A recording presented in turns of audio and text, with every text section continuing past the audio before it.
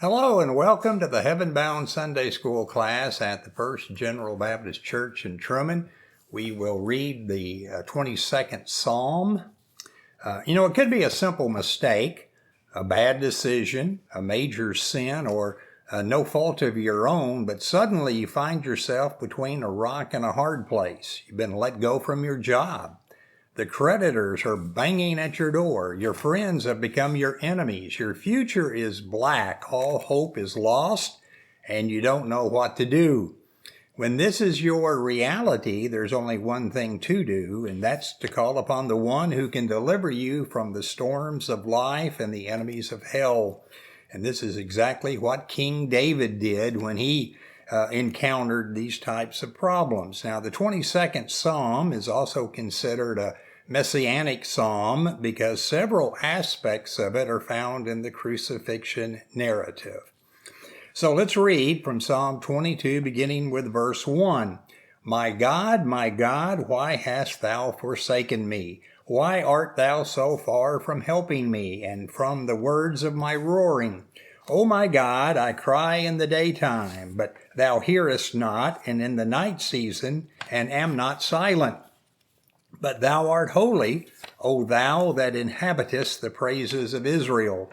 Our fathers trusted in thee, they trusted, and thou didst deliver them. They cried unto thee, and were delivered. They trusted in thee, and were not confounded.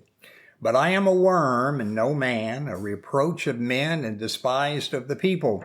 All they that see me laugh me to scorn. They shoot out the lip, they shake the head, saying, He trusted on the Lord, that he would deliver him.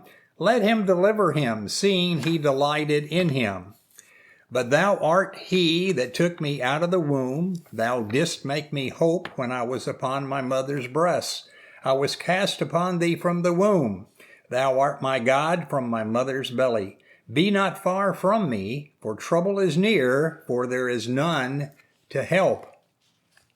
Now the heading that leads into this psalm attributes it to King David, and some attribute it to Hezekiah, some to Jeremiah, or a personification of the people of Israel, but most people point to the author being David. And we know David was at times under the threat of death from both King Saul and his son Absalom. We also know that he was a prefigure of Christ. He was a shepherd, and Jesus called himself the Good Shepherd. He was a king, and Jesus is the King of Kings.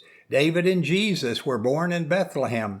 Jesus is called Son of David 17 times in the New Testament because he was the seed of David and the fulfillment of messianic prophecies. Now, did David have a prophetic vision or dream of the crucifixion of Jesus, or did God arrange for David to point us to the coming Savior and his sacrificial death with his cries? What we do know is we have all been in situations when we needed a deliverer.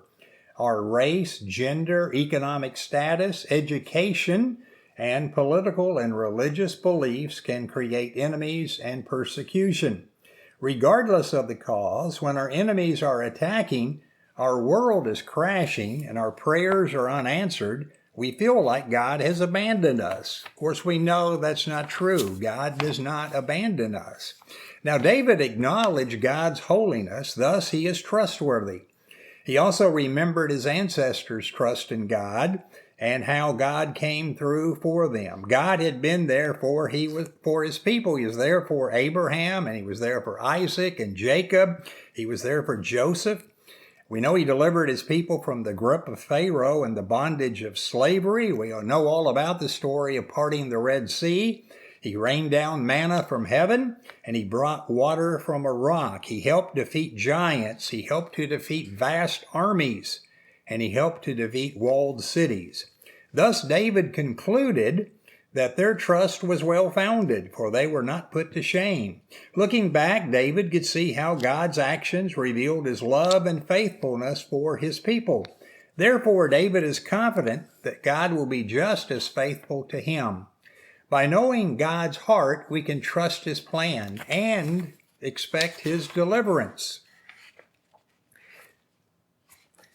Now, the verses there towards the end of Psalm 22 indicate that David believed such faith is well justified. He expresses confidence that God is with him and watching over him from the moment of his birth.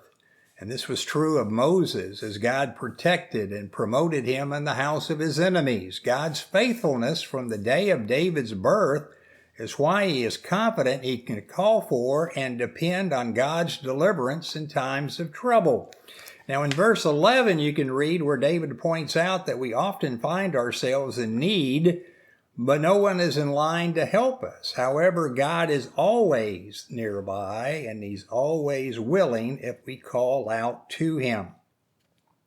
Now, when emotional or physical storms assault us, if our relationship with God is solid and our love for God is real, we can and should seek his presence and cling to his promises until the storms pass us by. Now, thankfully, he has the power to calm the storms and the power to deliver those that are drowning. Just ask Peter. We know that story. Unfortunately, the memories of those injuring us remain with us. But God's grace can deliver us from bitterness. He can deliver us from anger. And God's grace can provide us with grace and forgiveness. Didn't Jesus say in Luke 23:34, "Father, forgive them, for they know not what they do"?